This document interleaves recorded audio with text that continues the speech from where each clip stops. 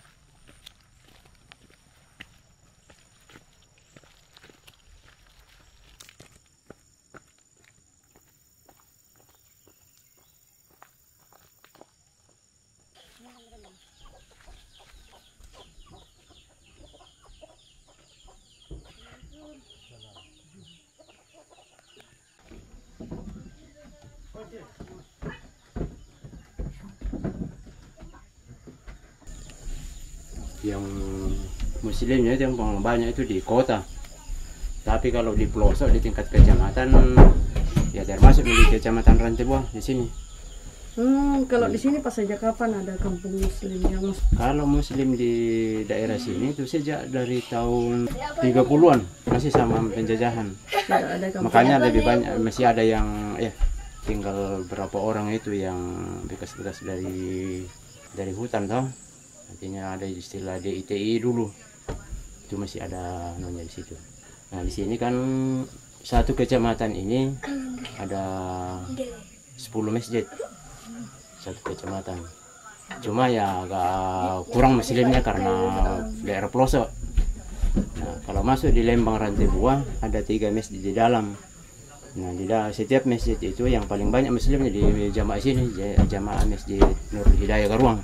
Sekitar 220-an jiwa lah di satu jamaah di situ. Kampung apa namanya? Garuang, Desa Rantebuang, Kecamatan Rantebuang. Kalau untuk masjidnya tadi berapa, Pak? Ada kalau satu kecamatan ada 10 dengan musalla. Kalau untuk antusias masyarakat sendiri untuk melakukan misalnya ibadah berjamaah di masjid bagaimana, Pak? Ya, agak lumayan lah. Cuman kondisi di sini termasuk di jamaah sini karena ada yang jalan kaki sampai 3 kiloan. Hanya seperti di Ramadan kemarin ini ya tidak terlalu karena itu jalan kaki. Nah, dia jalan kaki pada saat malam toh. Nanti kalau seperti Lebaran hari Jumat ya agak lumayan. Tapi kalau Lebaran seperti kemarin itu hampir tidak muat masjid. Dengan ukuran 10x10 itu masjid di sana. Masalah perhatian dari Kemenak itu tergantung dari, kalau saya lihat ini tergantung dari usulan-usulan jamaah. Kalau jamaah meminta untuk ada perhatiannya dari kementerian ya ada turun, tapi kalau kita diam-diam ya begitu saja seperti masjid di sana itu sudah permanennya sudah agak lumayan lah, tapi semuanya itu masih sudah yang masyarakat. Ya, namun pun ada yang dapat bantuan macam dari suatu lembaga, apakah itu dari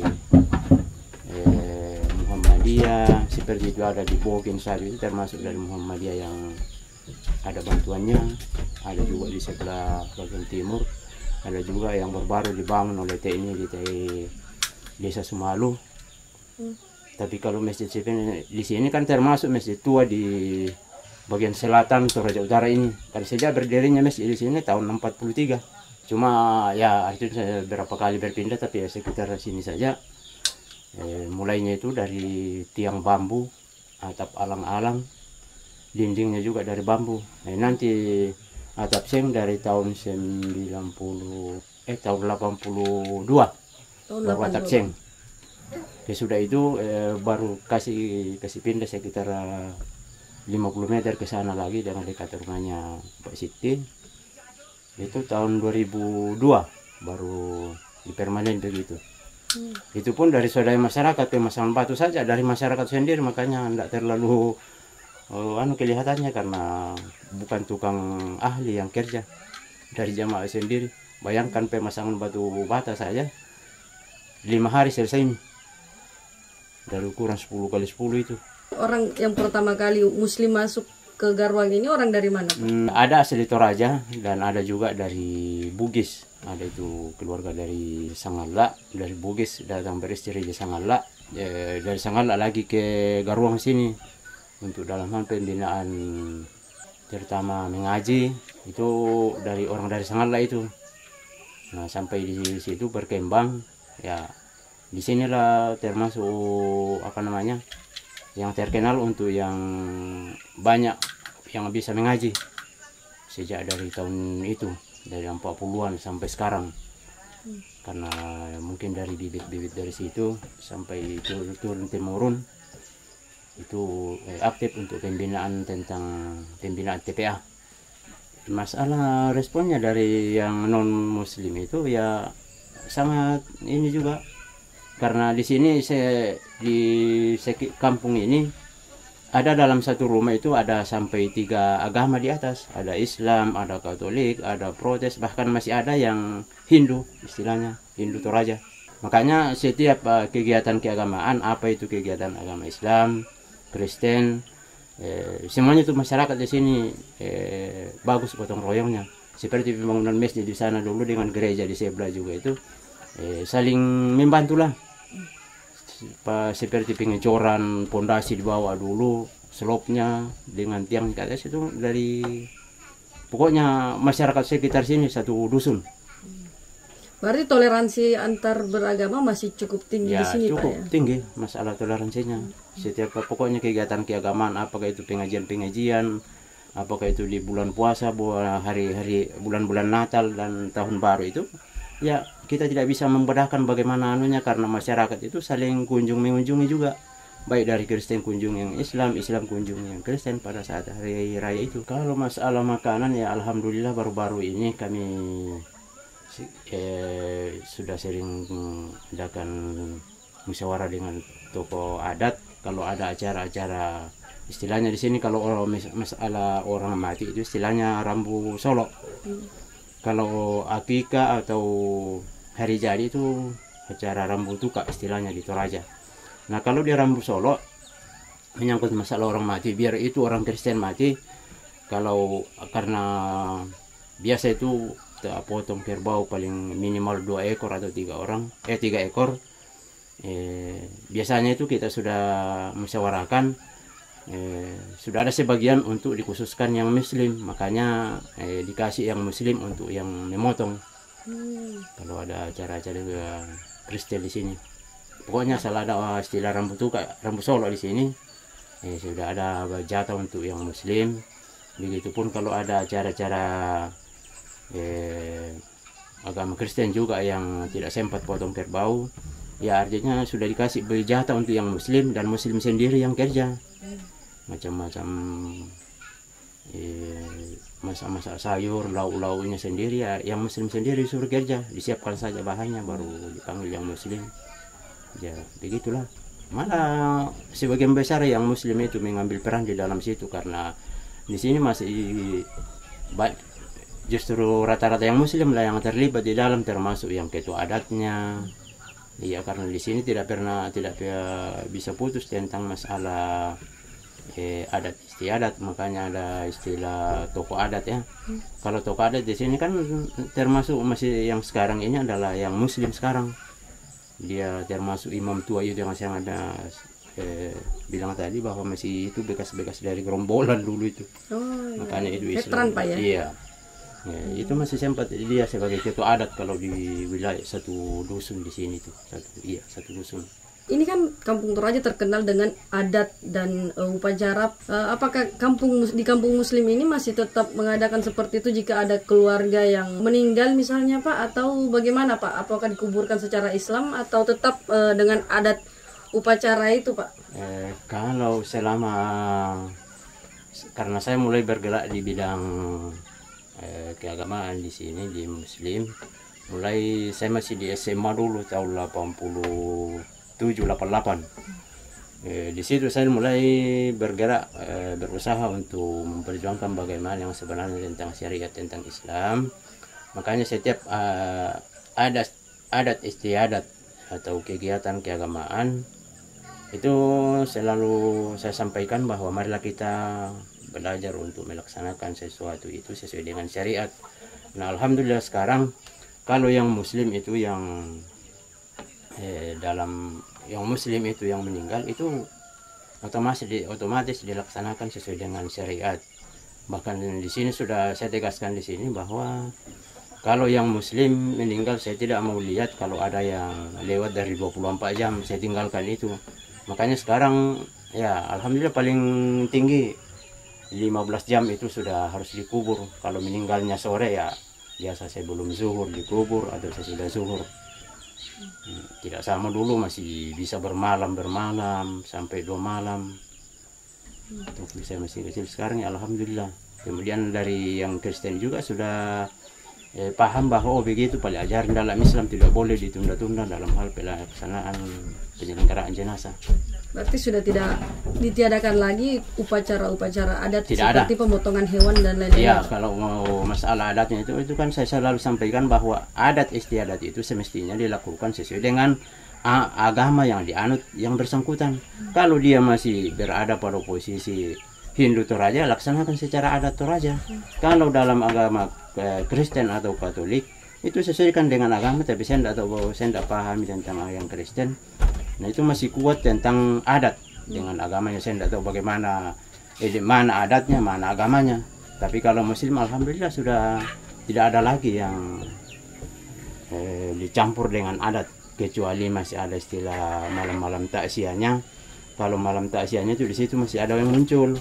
Malam ketiga atau ketujuh biasa diadakan begitu. Kalau memang orangnya mampu-mampu ya kadang biasa potong kerbau juga. Tetapi dalam hal pemotong kerbau itu artinya hanya sekedar mengadakan istilahnya dia sebagai adat, tetapi penyelesaiannya itu tidak ada istilah adatnya di situ. Karena kita potong biasanya di sini kalau ya jarak-jarak begitu itu masih banyak itu istilah karena berpatokan sama adat, tetapi kalau Islam sudah tidak ada lagi. Langsung begitu pegawai syara bilang oke, siap, ya langsung diselenggarakan secepatnya, dipotong itu kerbaunya kalau ada kerbaunya, diselesaikan dengan tanpa dengan banyak embel-embelnya. Pokoknya sekadar dijadikan saja sebagai lauk. Kalau untuk syarat rumah tongkonan Pak bagaimana itu Pak? Untuk Kalau warga Muslim di sini. tongkonan, ya sekalipun tongkonan juga termasuk yang di sebelah sini, itu kan itu termasuk rumah tongkonan di sini, tapi yang tinggal di situ ada Muslim. Nah, sekalipun banyak keluarga yang mengharap bahwa kalau tongkonan itu ada berapa agama di atas, maka dibolehkan mengadakan pertemuan sesuai dengan agama yang mengadakan kegiatan. Ya, artinya saling kasih izin lah untuk setiap yang bersangkutan mengadakan kegiatan, termasuk apa niatnya dari keluarga. Oh, berarti rumah-rumah tongkonan hanya ada di rumah-rumah non Muslim Pak ya? Kalau Iya. rumah yang warga Muslim tidak ada? Tidak ada. Karena itu ada beberapa tingkatan yang namanya tongkonan. Namanya tongkonan itu termasuk ya, karena rumah seperti begini tidak mungkin disebut sebagai rumah tongkonan. Sekalipun ada kesepakatan orang tua bahwa kita jadikan sebagai rumah orang tua kita, tetapi yang pertama dilihat adalah harus ada motif sedikit tentang tongkonan. Tetapi yang kalau tidak ada ya kayaknya begitulah. Sekalipun setiap pertemuan selalu termasuk di sini. Kalau ada kegiatan keluarga, saya selalu panggil semua di sini untuk adakan kegiatan di rumah. Kalau ada kegiatan untuk keluarga, untuk rumpun keluarga. Tapi kalau tongkonan itu biasa termasuk ya kan, seperti yang di sebelah itu kan sudah ada motif di situ, ada motif Toraja dan dilengkapi dengan istilahnya ada lumbung atau alang atau itu baru lengkap, baru namanya tongkonan. Kalau masih seperti ini sekalipun itu anunya itu belum bisa disebut sebagai tongkonan. Dan ya itu tongkonan terlalu apa, maknanya itu sangat jauh kalau kita kaji sebenarnya. Sebagai harapan sebagai yang minoritas di sini adalah bagaimana pemerintah untuk bisa mempertahankan tentang bagaimana masalah toleransinya, bagaimana untuk memperhatikan, karena yang minoritas adalah warga juga, warga sebagai pemerintah, masyarakat dari pemerintah. Maka sebagai saran sebagai yang minoritas ya tetap dipertahankan tentang toleransi kita, kerukunan kita, karena di Toraja alhamdulillah sampai sekarang kerukunan masih cukup tinggi. Ya, apalagi di kampung seperti ini ya bagaimana tetap mempertahankan supaya kegiatan-kegiatan dalam masyarakat bisa berjalan sesuai dengan agama yang dianut oleh setiap warga masyarakatnya. Meskipun rata-rata warga di sini itu masih memiliki nenek moyang yang asli Toraja Pak ya? Iya, rata-rata asli Toraja. Pak, terima kasih Pak atas waktunya Pak.